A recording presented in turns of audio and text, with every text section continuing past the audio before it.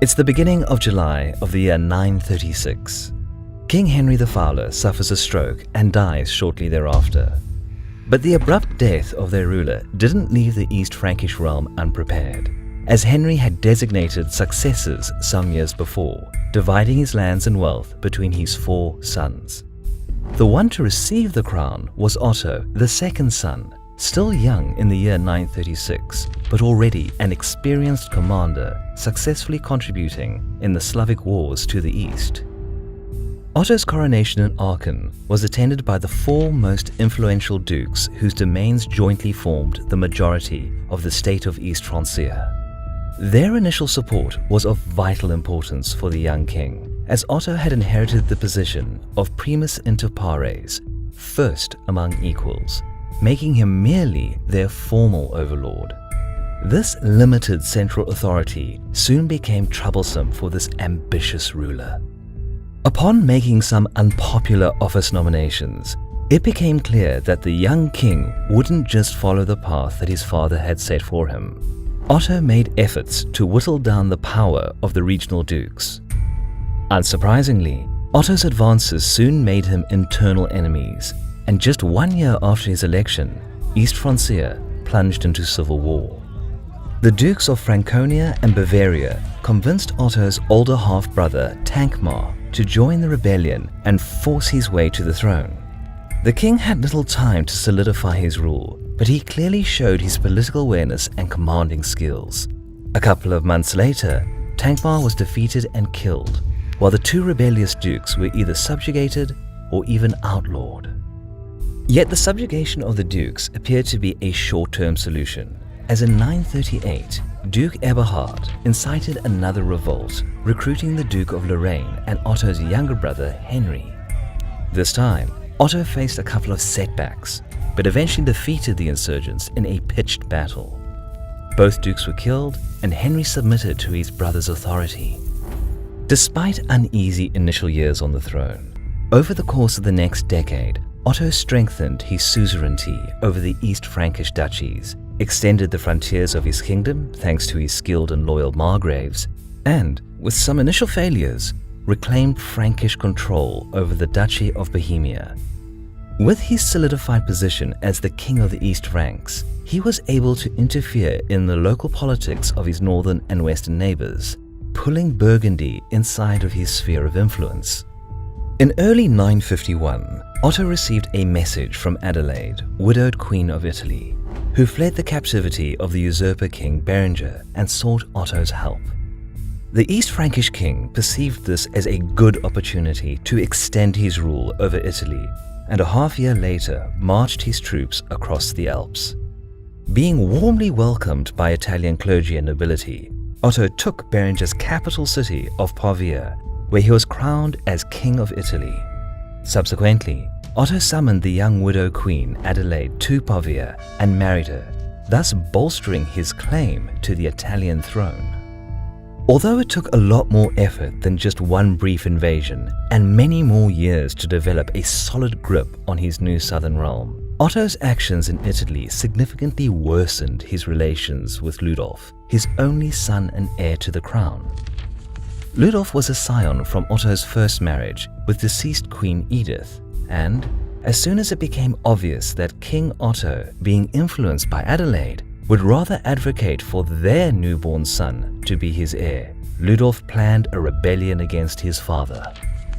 Many German nobles of East Francia were reluctant to accept Otto's new heir because he came from a foreign wife and was perceived as a symbol of Otto's changing and more Italo-centric political orientation. Thus, Ludolf had no problems with gathering followers willing to endorse his cause. Apart from many lesser-known nobles, Ludolf secured the support of Conrad, Duke of Lorraine, who was insulted over Otto's authoritative decisions regarding Conrad's regency in Italy. Open war began in early 953, when both insurgents overthrew Otto's brother Henry from his position as Duke of Bavaria and incited revolts in Franconia and Swabia. Although Otto managed to win the support of the Lotharingian nobles, who were nominally Conrad's vassals, he had 3 major duchies against him, And what was worse, some nobles of his own Duchy of Saxony also joined Ludolf's side.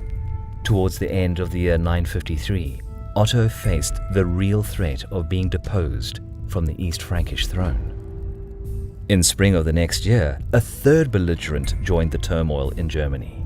A large Hungarian invasion force under Bulchu crossed the border in Bavaria and began ravaging the lands of both the royal and rebel sides. Both soon accused each other of summoning the Hungarians for help.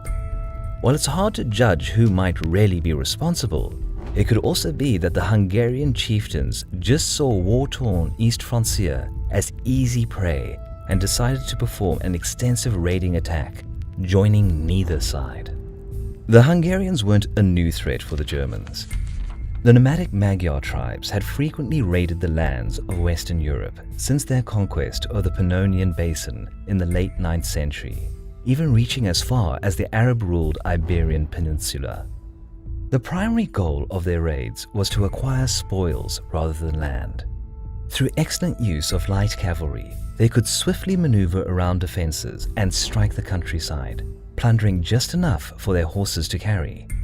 On most occasions, by the time a sufficient defense was gathered to oppose the invaders, the Hungarian raiders were already far away, easily eluding pitched battles. While the Magyars ravaged the lands of Franconia and Bavaria, the domains of Ludolf and Conrad were left relatively unharmed. Otto's son invited the Hungarian chieftains to a great feast, rewarding them with gold, whereas Conrad provided them with safe passage through Lorraine to western Francia. Ludolf's decision to cooperate with the Hungarians was soon exploited by his father. Otto's retainers spread rumors that the rebels invited the Magyar raiders and planned to use them against the king. Upon hearing the news, many nobles who had previously sided with Ludolf now turned against him, supporting the crown. Even Ludolf's most powerful ally, Conrad, gave up his cause and started peace negotiations with Otto. Left by his allies, Ludolf had no other choice but to swear fealty to his father, who stripped him of his ducal titles. The civil war came to an end. Otto took the time to restore order in his kingdom, but in the summer of the next year, while residing in Magdeburg, devastating news reached the king. Encouraged by their successful invasion 1 year earlier, the Hungarian chieftains Bulchu and Leel had crossed into the Frankish kingdom and raided into Bavaria and Swabia. But this invasion seemed different to Otto. While the Hungarians deployed raiding parties as usual, which ravaged the southeastern part of Otto's kingdom, their main force concentrated near the city of Augsburg, which they soon besieged. A possible reason for this new approach could have been that this time Bulchu and Leel were trying to gain control over Bavaria, or were even summoned by Otto's local opponents still fighting the civil war. Meanwhile, the German king gathered his Saxon retinue and hurriedly departed Magdeburg, gathering troops on the go, as he was determined to intercept the Hungarian army and defeat it on the field. Camp was set near Ulm, where the royal army assembled.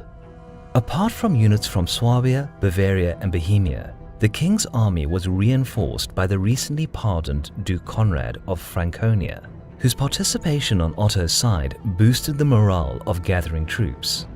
Though we can't be sure about the numbers, Otto's relief force was probably about 8,000 strong, consisting predominantly of heavy cavalry supplemented by some infantry and light cavalry. In the first days of August, East Frankish troops crossed the Danube River and marched east to challenge the Hungarians. The old Roman road led through heavily forested and rough terrain, thus the moving columns stretched out to some degree. The vanguard was formed by indigenous Bavarian troops who were familiar with the surroundings, followed by Franconian, Saxonian, and Swabian units. The rearguard, with the baggage train, comprised of allied Czech units from the Duchy of Bohemia. German scouts reported that the Hungarians were aware of the incoming relief force and had thus lifted the siege of Augsburg, preparing for an impending battle. This was just as Otto had hoped, as he feared the enemy would avoid a pitched encounter and scatter their force around South Germany. Yet not everything went as Otto expected. Soon after the lifting of the Augsburg siege, Hungarian horse archers struck the unsuspecting Bohemian rearguard, routing them and capturing their baggage train. Some Swabian units tried to aid their troubled allies, but to no avail. The goal of the Hungarian ambush was probably to ravage Otto's supplies and then disrupt his units from behind, causing chaos and forcing him to retreat. This plan was only partially successful, as Magyar riders seemed to be content with merely acquiring loot, and so neglected any further harassment. This was crucially exploited by Duke Conrad, who rode back with his cavalry and attacked disarrayed Hungarian horsemen. His charge was an utter success, as the Franconians killed many enemies, routed the rest, and even rallied some of the broken Bohemian units. In short time, the first Bavarian units emerged from the forests surrounding the old Roman road and entered the plain just northwest of Augsburg. They were surprised to find an even more surprised Hungarian army making their way back to camp. Chieftains Bulchul and Leel had received early reports of the successful attack of their horse archers at the German rear, followed by the enemy's retreat, and they intended to resume their siege of the city. Upon seeing the enemy, however, they quickly fixed this mistake, and both sides simultaneously deployed on the plain. Though the Hungarian numbers were uncertain, Bulchul and Leel most likely commanded an army twice as big as Otto's, comprising predominantly of light cavalry and horse archers with some infantry support. They excelled in the highly mobile eastern style of warfare, inherited from the steppe tribes of the southern Ural Mountains to the east.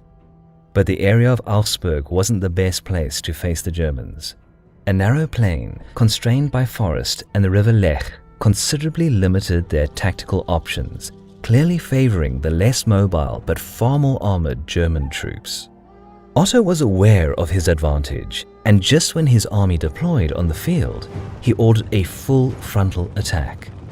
While the Bavarian infantry pushed the center, heavy cavalry on both flanks threatened the Hungarian horse archers, who, being unable to flank the enemy, hesitated and backed down, flattening the Hungarian line. Both lines eventually clashed and regular battle commenced. It quickly became clear that the disadvantaged Hungarian troops were not able to fight the East Frankish knightly cavalry on equal terms. Some of their units tried to perform a feigned retreat, hoping to lure the Germans out of their battle line, but Otto's firm command undermined these efforts. Battle raged for hours, and the Hungarian morale gradually plummeted over the rising losses. Some of their units fled the battlefield, and eventually the entire Hungarian army scattered. Otto commanded a pursuit of the fleeing enemy, killing many more of them. Magyar chieftains Bulchul and Leel were captured and executed by German troops. It was a huge victory for Otto over a much-feared enemy. Although Otto didn't keep the momentum and gave up plans to invade Hungary, the Battle of Lechfeld soon turned out to be the last act of the Hungarian invasions into Western Europe. Otto gained immense popularity and a reputation as a savior of Christendom, helping him gain full control of Italy in the following years, and eventually helping him to crown himself as Holy Roman Emperor, thus establishing the Ottonian dynasty on the imperial throne. Magyars continued to raid southern Europe for some years to come, but their defeat near Augsburg served as a turning point, after which they began to abandon their horse warrior culture and to settle down in the Pannonian Basin. 50 years later, they proclaimed the Christian Kingdom of Hungary, thus symbolically joining the European Brotherhood of Nations.